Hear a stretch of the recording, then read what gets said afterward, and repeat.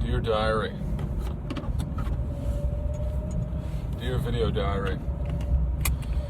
Dear video diary with the sharp black teeth.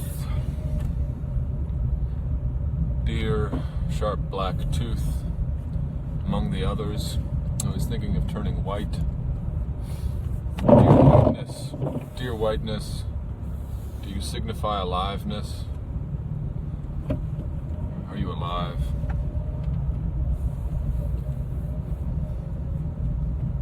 Are you alive? Am I alive? Lampshades hovering in an empty room. Light bulbs across the hall. Brake lights, fake lights. Sugary cake lights. Stop signs and double yellow lines.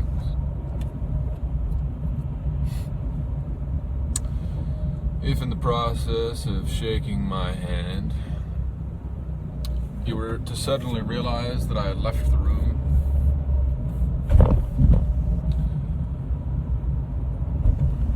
and there you are still shaking my hand, and I am elsewhere, dancing, doing a headstand for children, for a group of children, laughing children.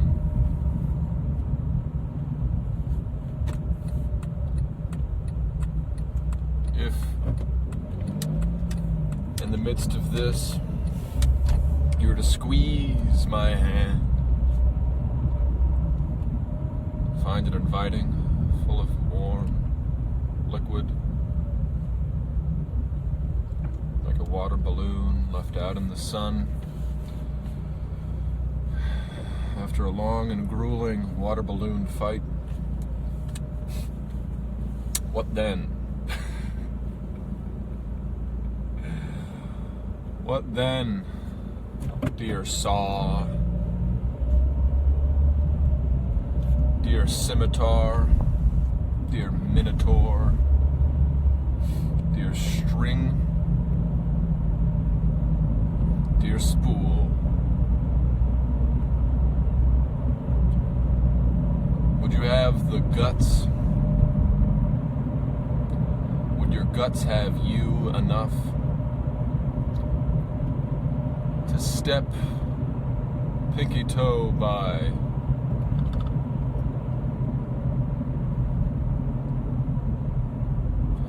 and by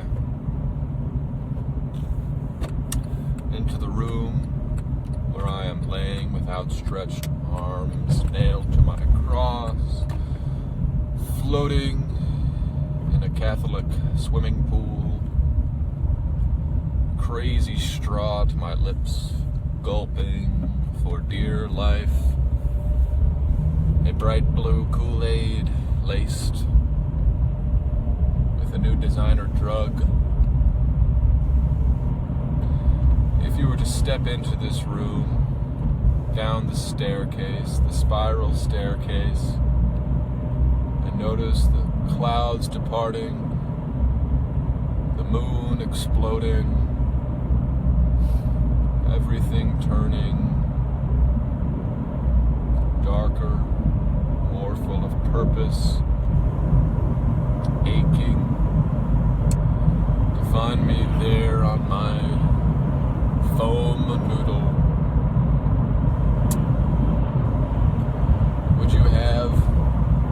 Could you have enough foresight, enough insight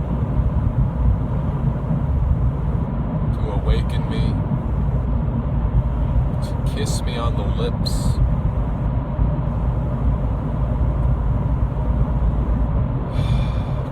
to administer CPR to my navel, to blow me up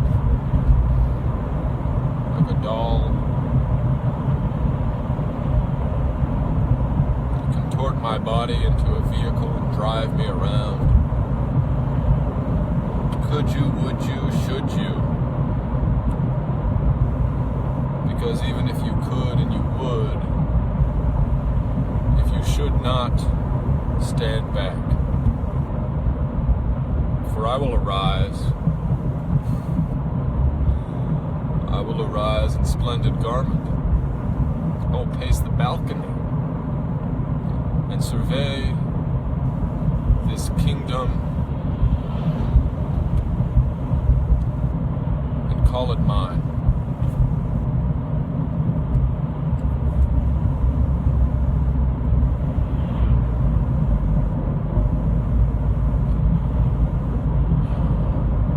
Sky the color of cherry wine.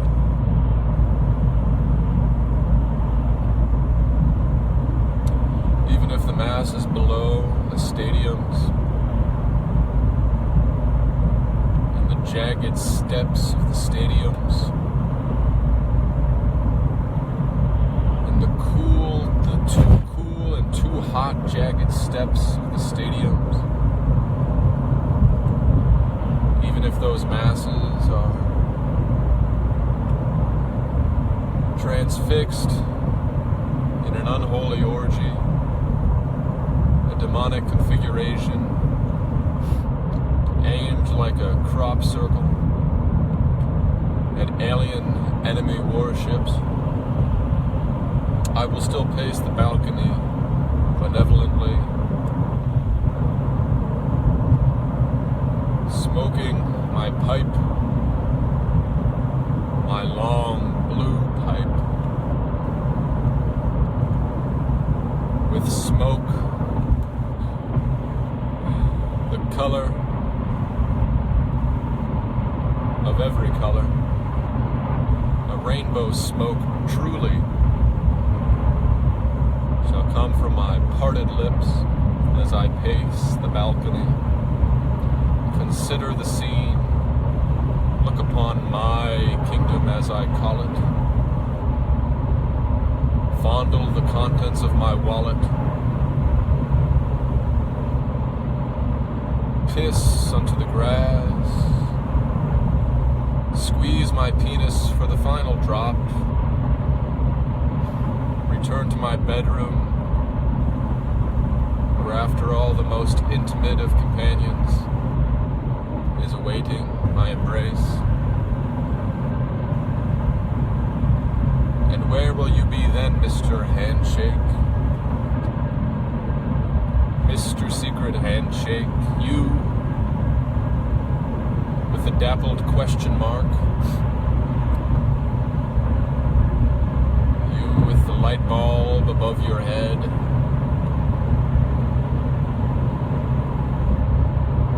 what will you do then, your face pressed against the glass of the balcony, your tongue lapping against the glass of my balcony? What will you do then? Your tears staining my balcony glass, Mr. Handshake and Feather Bottom. Away with you. Take your magical rings, your sing-songy voice, your license plate decryption kit, your black teeth and silky underwear, and hang yourself upon a juniper tree.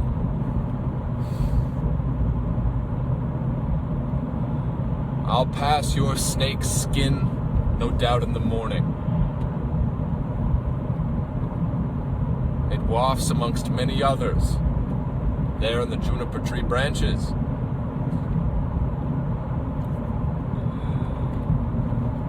And the distant sounds of avalanches, crashing like waves of snow, of forgetful snow, upon one kingdom in all, mine and all the others.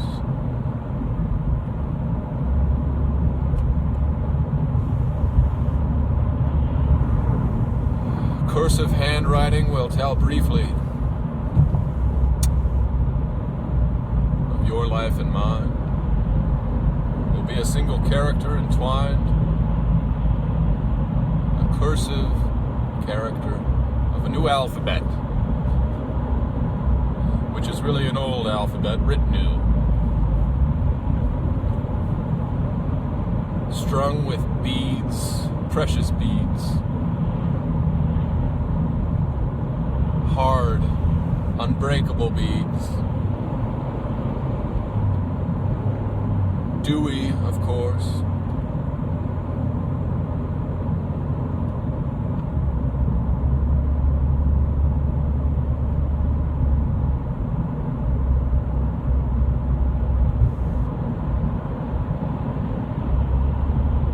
But of course,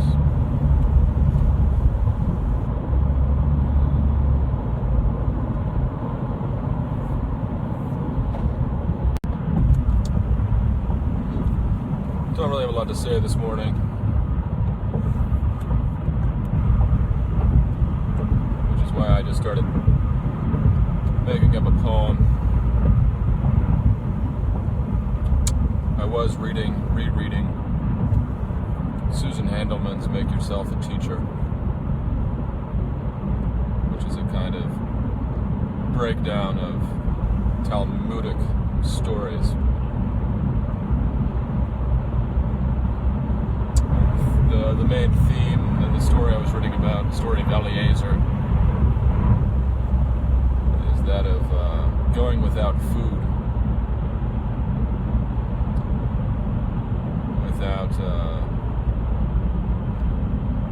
without food, and also being silent. So I was just thinking about that. Food as a kind of metaphor for learning.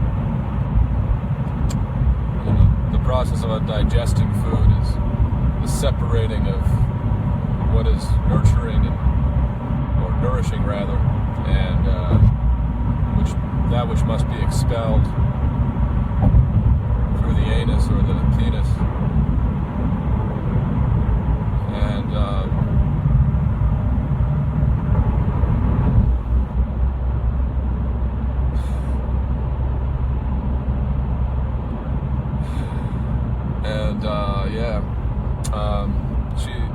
There's a point of that in the book that I remember from before. It's worth dwelling on. The different forms of food represent different kinds of knowledge. So, running water is the kind of knowledge that is accessible to everyone. There's some knowledge that is accessible to everyone. It flows like a stream, a common brook. Some knowledge is like milk that you have to suckle from the breast, and that's like Bible knowledge. The Bible is like a breast, and every time you return to it to suck at it, it has new pleasures, new knowledge to confer upon the suckler. And some knowledge is more like bread, which takes long toil of grinding wheat, and preparation of dough and baking. Some knowledge can only be got at through in that way.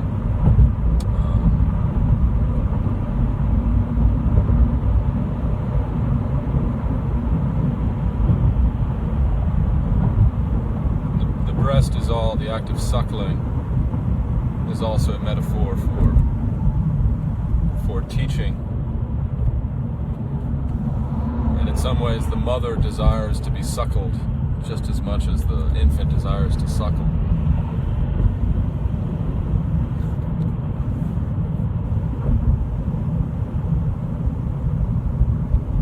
And there's therefore a kind of ambiguity in a teacher-student relationship about who is really steering the relationship, guiding the ship. There's a mutuality there. Anyway, that's food for thought. Hardy har. Hardy har har.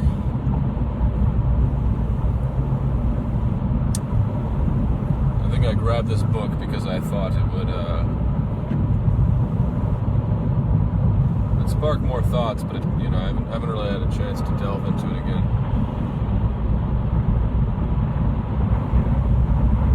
Thoughts about Judaism in particular, and the complicated history surrounding the founding of rabbinical Judaism after the fall of the temple.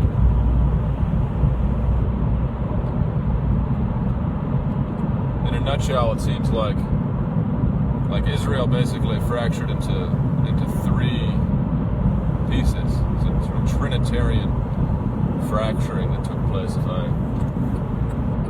I remember my marginalia right, this is what I was writing about in the margins when I was reading this. You have the Christian faction, which fled from Jerusalem when the temple was in danger. Jesus warns in the gospel to do that, to flee the temple, because you have the new temple of Christ, Christ's body and blood, soul and divinity in the Eucharist.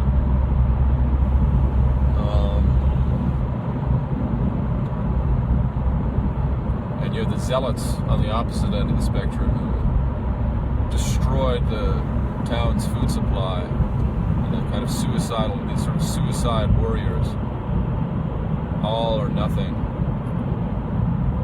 warriors. And then you have the figure of Eliezer and the founding of rabbinical Judaism, which positioned itself between these two camps. Eliezer is a kind of halfway point between the zealot and Christ.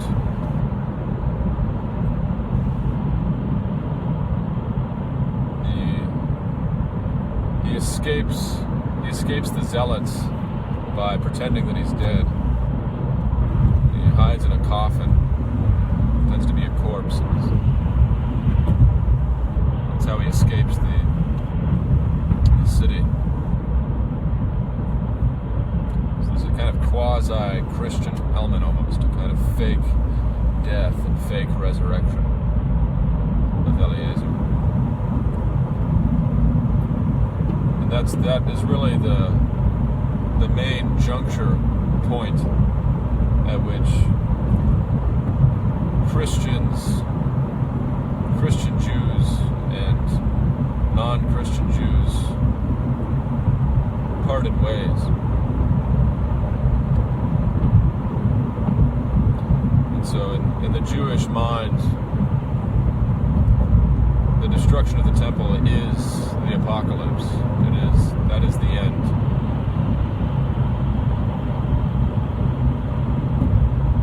The temple was everything for them.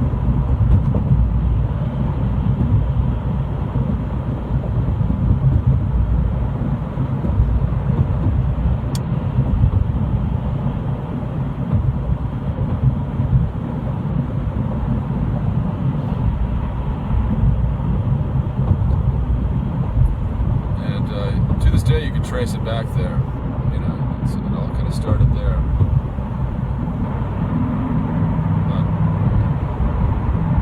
But it's a superficial kind of break in some ways. It's a political break,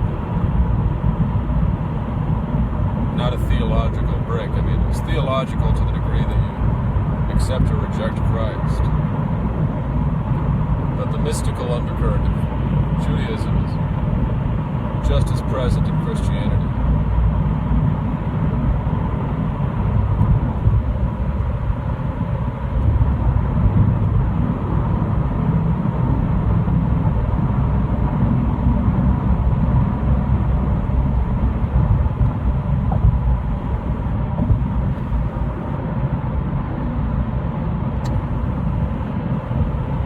It's just that the source of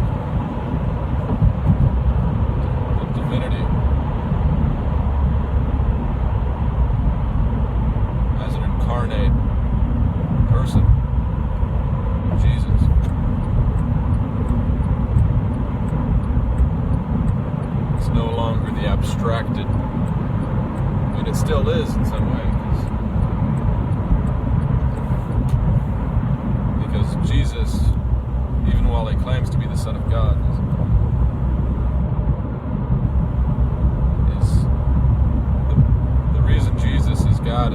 self-emptying.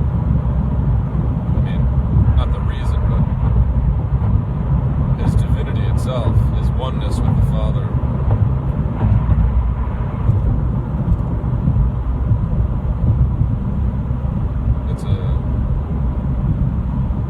It's a mysterious kind of union.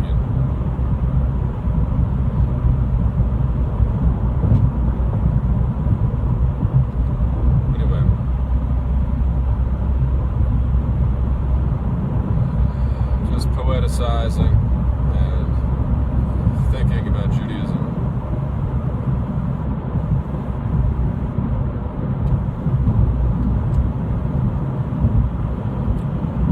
Also, thinking about my technical interview later today.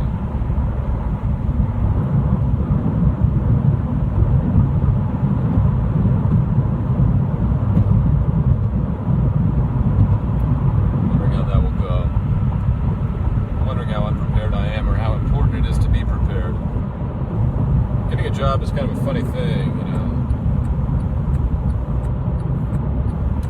A lot of it has to do with whether you just get along with someone. Might get all loosey-goosey again later,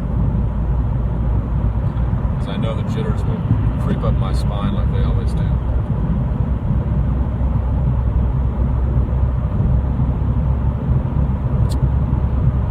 I guess that's about it. About it.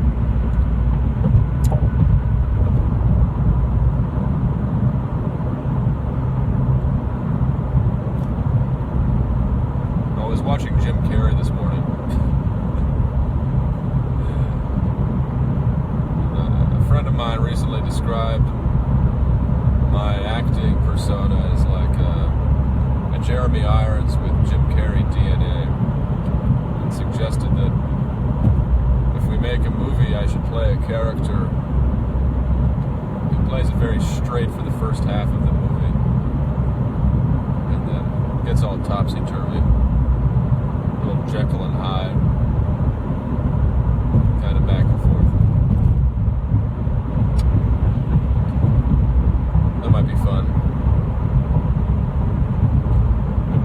I'm gonna think about what other little videos I can make. Part of the reason I haven't been making any other videos, any other music videos, that is, or mime videos. I've got a lot of practical mumbo jumbo to deal with right now. I'm gonna buy a car and blah blah blah. But I have ambitions. I find I'm happier when I have ambitions. So at the very least, for that reason, I force myself to have ambitions. One must seek the pearl of great price. Try to get the prize, the trophy.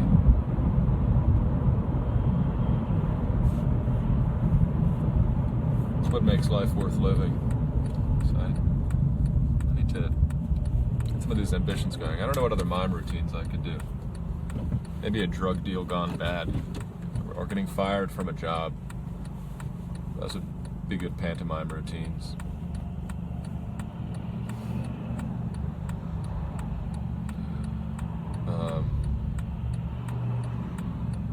Some kind of element of romance, some kind of thing with the opposite sex seems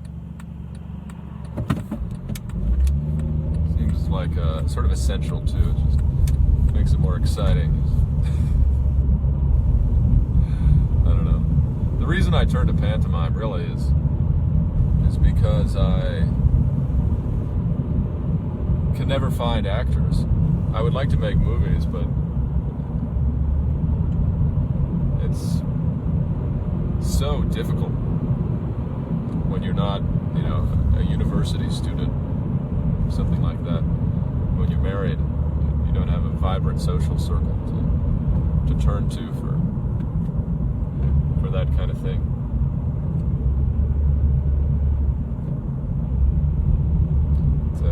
It's a complicated operation. It's like getting people to help you move. It's kind of asking for a non-trivial level of commitment. You ask people to act in a short movie. it's just hard. I don't really have a lot of social. I don't really have a very vibrant social life. That's why I'm on this computer so often. This screen. This screen. You right there. Let me give you a little touch. Oh yeah. You like that, don't you? You like that. You like that.